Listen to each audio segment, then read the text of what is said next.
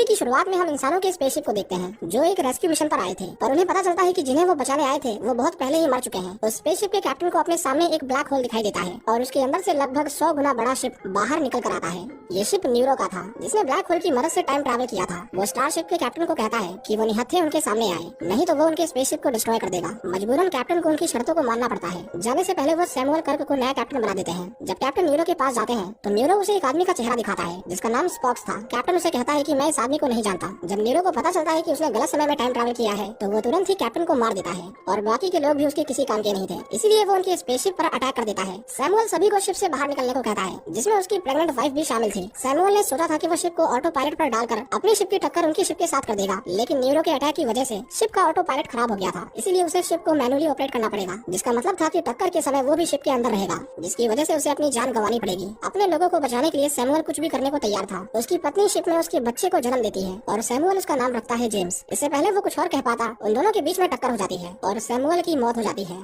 कुछ सालों के बाद हम उसी बच्चे को देखते हैं जो अब काफी बड़ा हो गया था। वो अपने सौतेले पिता की कार को चोरी करके हाई स्पीड में ड्राइविंग कर रहा था। पुलिस उसका पीछा करती है जिसकी वजह से जेम्स घबरा जाता है और एक पहाड़ी से गिरने से बाल बाल बचता है। दूसरी ओर वल्कन नाम के प्लैनेट पर हम स्पॉक्स को देखते हैं। ये वही बच्चा है जिसके बारे में न्यूरो पूछताछ कर रहा था, लेकिन फिलहाल वो बहुत छोटा है। स्पॉक्स बहुत ज्यादा स्मार्ट था, इतना स्मार्ट कि उसे पढ़ी हुई हर चीज हमेशा याद रहती थी, लेकिन उसकी बस एक समस्या थी कि उसकी माँ एक इंसान थी, इसलिए वल्कन के लोग उसे अपनी प्रजाति का हिस्सा नहीं मानते थे और उसे वल्कन की किसी भी काउंसिल को ज्वाइन करने की परमिशन नहीं थी। इसी तरह वो बड़ा हो जाता है और हमेशा उसके चेहरे पर इस बात की मायूसी रहती थी कि उसके अपने ही लोगों ने एक इंसान का बेटा होने की वजह से ठुकरा दिया। इस तरह कई और साल बीत जाते हैं और अब स्पॉक्स बड़ा हो चुका था। स्पॉक्स बस अपने आप को काबिल साबित करना चाहता था। दूसरी तरफ अर्थ पर हम जेम्स को देखते हैं। जेम्स जैसे जैसे बड़ा होते गया वो दिन ब दिन अय्याश बनने लगा। हर हफ्ते की तरह वो एक बार में बैठकर उहुरा नाम की लड़की से बात करके उससे फ्लर्ट करता है या फिर कहें कि उसका दिमाग खाने लगता है। लेकिन बार के सिक्योरिटी गार्ड जब उसे फिर से बदमाशी करते हुए देखते हैं तो वो जेम्स को रोकने की कोशिश करते हैं, पर जेम्स उनकी एक नहीं सुनता और उन्हीं लोगों से हाथापाई करता है। उन्होंने जेम्स को मार मार कर उसकी हालत खराब कर दी थी, लेकिन तभी क्रिस्टोफर पाइक नाम का एक आदमी उससे मिलने आता है। वो फिलहाल एंटरप्राइज का कैप्टन था, लेकिन उसने कभी जेम्स के पिता सैमुअल के साथ भी काम किया था। क्रिस्टोफर कहता है कि तुम्हारे पिता सिर्फ कुछ मिनटों के लिए कैप्टन बने थे और उन्होंने 800 लोगों की जान बचाई। मुझे भरोसा है कि तुम अपने पिता की तरह बहुत बहादुर हो, इसीलिए क्रिस्टोफर उसे स्टार फ्लीट अकेडमी ज्वाइन करने को कहता है। वो जेम्स से कहता है कि तुम्हें एक मकसद की जरूरत है और शायद इससे अच्छा मौका तुम्हें ना मिले। अब जेम्स वैसे तो स्टार फ्लीट को पसंद नहीं करता था, लेकिन क्रिस्टोफर की बातों का उसके ऊपर बहुत गहरा असर पड़ता है और वो अगले दिन उनके ट्रेनिंग प्रोग्राम को ज्वाइन कर लेता है। यहाँ पर हम उहुरा को भी देखते हैं जिसकी वजह से जेम्स ने उस दिन मार खाई थी। साथ ही में उसकी मुलाकात मैकॉय नाम के एक आदमी से होती है। पेशे से वो एक डॉक्टर था और आगे जाकर उन दोनों में बहुत गहरी दोस्ती होने वाली है। इसके 3 साल बाद हम देखते हैं कि सभी लोग जिन्होंने उस ट्रेनिंग प्रोग्राम में हिस्सा लिया था वो अब अपने अपने काम में माहिर हो चुके हैं और जल्द ही उन्हें उनकी पोस्ट सौंप दी जाएगी। उन्हें हर महीने एक टेस्ट देना पड़ता था जिसमें उन्हें एक शिप को दुश्मनों से रेस्क्यू करना था। इस टेस्ट को स्पॉक्स ने डिजाइन किया था और इसे पार कर पाना हर किसी के बस की बात नहीं थी, लेकिन जेम्स उस टेस्ट को ऐसे पास कर देता था जैसे कि कोई मजाक हो। यहाँ तक कि उसने अपनी 4 साल की ट्रेनिंग 3 साल में ही खत्म कर ली थी। स्पॉक्स को लगता था कि जेम्स इस टेस्ट में चीटिंग करके पास हुआ है, इसलिए वो उसके ऊपर वहाँ की कोर्ट में चीटिंग का केस फाइल करता है।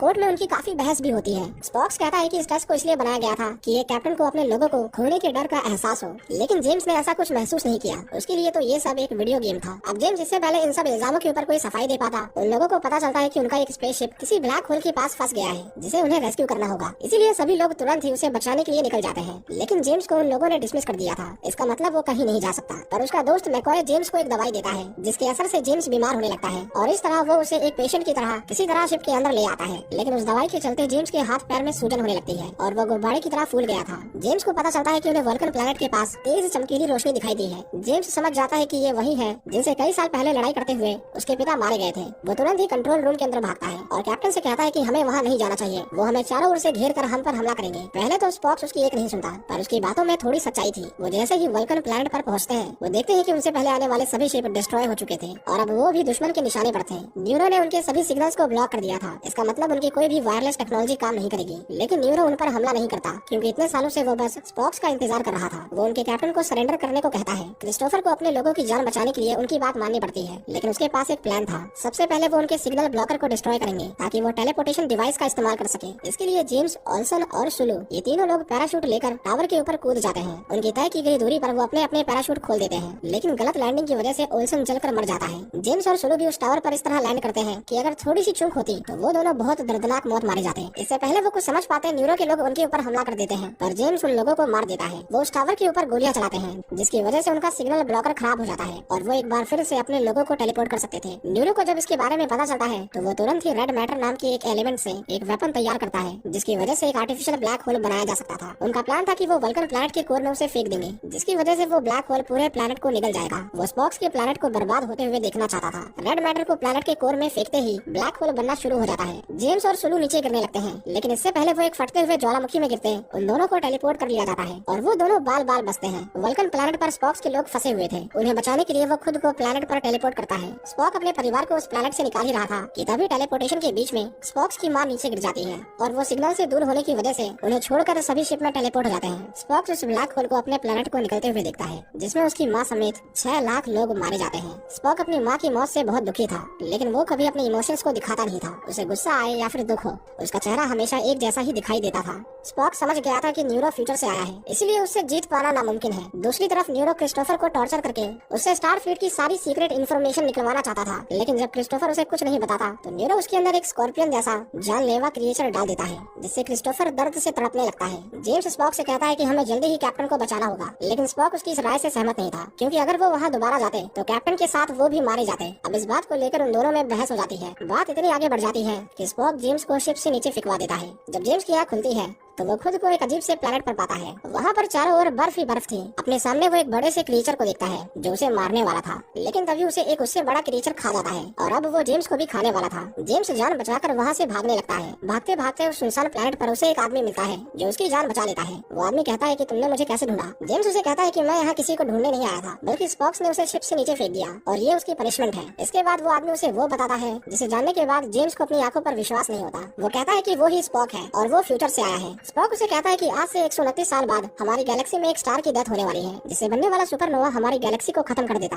रेड मैटर की मदद से उसने उस सुपरनोवा को खत्म करने की कोशिश की और उसने आर्टिफिशियल ब्लैक होल से उसकी सारी हीट को अब्सॉर्ब कर लिया, लेकिन तब तक वो सुपरनोवा न्यूरो के प्लैनेट को डिस्ट्रॉय कर चुका था। न्यूरो इन सब का जिम्मेदार मुझे और फेडरेशन को मानता है। उस सुपरनोवा को खत्म करने के बाद उस ब्लैक होल ने मुझे और न्यूरो को भी अपने अंदर ही खींच लिया और इस तरह उन दोनों ने टाइम ट्रैवल किया। लेकिन न्यूरो की शिप 29 साल पहले ही ब्लैक होल से निकल आई और जब मैं उस ब्लैक होल से निकला तो न्यूरो उसका वहीं पर इंतजार कर रहा था। उसने मेरी जान बख्श दी क्योंकि वो चाहता था कि मैं भी अपने प्लैनेट को अपनी आंखों के सामने खत्म होते हुए देखूं। न्यूरो वल्कन्स के प्लैनेट को खत्म करने के बाद अर्थ को भी खत्म करने वाला था। जेम्स ये सब सुनकर दंग रह जाता है। वो दोनों नजदीकी स्टारफ्लीट के आउटपोस्ट के पास जाते हैं। वहाँ पर स्कॉटी नाम का स्टारफ्लीट इंजीनियर रहता था, मतलब रहता नहीं था, स्टारफ्लीट वालों ने पनिशमेंट के तौर पर उसे वहाँ भेजा था। उसका मानना था कि किसी भी आदमी को एक हाई स्पीड में ट्रैवल करते हुए स्पेसशिप में टेलीपोर्ट करना पॉसिबल है। अब क्योंकि ये स्पॉक फ्यूचर से आया था, इसीलिए वो उसे बता देता है कि इस टेक्नोलॉजी की खोज उसी ने की है। स्पॉक उसकी टेलीपोर्टेशन इक्वेशन में कुछ बदलाव करता है और अब वो अपने शिप में टेलीपोर्ट हो सकते थे। जेम्स स्पॉक को भी अपने साथ चलने को कहता है, लेकिन वो उसे साथ चलने से मना कर देता है, जिस पर जेम्स उसे कहता है कि वो वाला स्पॉक बहुत ढीठ है, वो उसे अकेला ये सब नहीं समझा पाएगा। स्पॉक उसे कहता है कि उसे बस स्पॉक के इमोशंस को बाहर लाना है, जिसे वो हमेशा छुपा कर रखता है,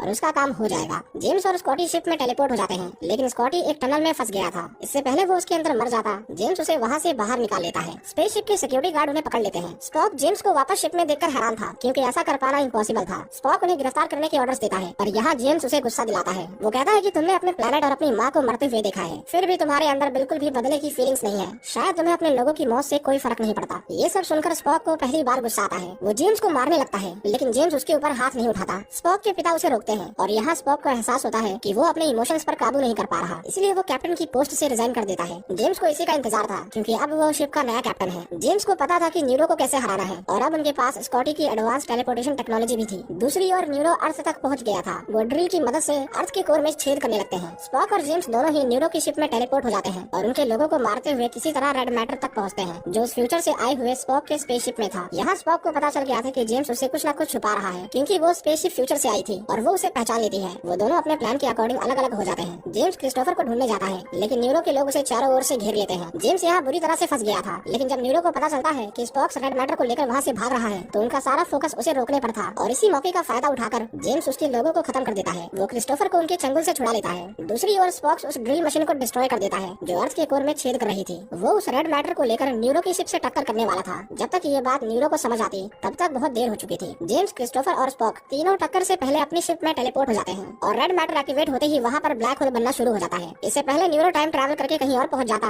जेम्स उसे सरेंडर करने के लिए कहता है, लेकिन न्यूरो को मरना पसंद था पर झुकना नहीं, इसीलिए वो सरेंडर नहीं करता। आखिर में जेम्स को उसकी शिप के ऊपर हमला करके उसे खत्म करना पड़ता है। न्यूरो के पूरे शिप को ब्लैक होल निकल जाता है। वो लोग भी जब वहाँ से निकलने वाले थे तो उनका शिप उस ब्लैक होल की ग्रेविटेशनल फील्ड की चपेट में आ जाता है, जिससे निकलना इम्पॉसिबल था। उनकी शिप भी धीरे धीरे टूटने लगती है, लेकिन उनके पास भी एक उल्टे दिमाग का इंजीनियर था। वो उस ब्लैक होल के अंदर कुछ ब्लास्टर्स फेंक देता है, जिसके धमाके से इतनी ज्यादा फोर्स जनरेट होती है कि उनका शिप अपने आप ही उस ब्लैक होल से बाहर आ जाता है। और इस तरह उन्होंने मिलकर फ्यूचर से आए इस खतरे को हमेशा हमेशा के लिए खत्म कर दिया था। वो सभी अर्थ पर लौट आते हैं। हम देखते हैं कि बूढ़ा स्पॉक भी अर्थ पर आ गया था, क्योंकि उसका फ्यूचर में वापस जाना पॉसिबल नहीं था। स्पॉक उसे देखता है तो शुरुआत में उसे पहचान नहीं पाता। बूढ़ा स्पॉक उसे बताता है कि वो फ्यूचर से आया है। वो कहते हैं कि तुम और जेम्स बहुत अच्छे दोस्त बनोगे, हालांकि तुम दोनों में कभी नहीं बनने वाली। वो कहते हैं कि हमारा प्लेनेट बेशक खत्म हो गया है, लेकिन मैंने एक नया प्लेनेट खोजा है जहाँ वर्कर्स दोबारा अपनी प्रजाति को आगे बढ़ा सकते हैं। हम देखते हैं कि जेम्स की समझदारी और बहादुरी को देखते हुए काउंसिल उसे कैप्टन की पोस्ट ऑफर करती है। मतलब कहा उसे ये पोस्ट 8 साल में मिलने वाली थी और उसने ये काम सिर्फ 4 सालों के अंदर कर दिखाया। आखिर में हम देखते हैं कि वो सभी अब पूरी तरह से फेडरेशन के मिशन को पूरा करने के काबिल हो चुके थे। क्रिस्टोफर जेम्स को उसके पिता की तरह ही कैप्टन की पोस्ट पर देखकर बहुत खुश था और इसी तरह वो अंतरिक्ष में नई सभ्यताओं को ढूंढने निकल जाते हैं। इसी के साथ ये मूवी यहीं खत्म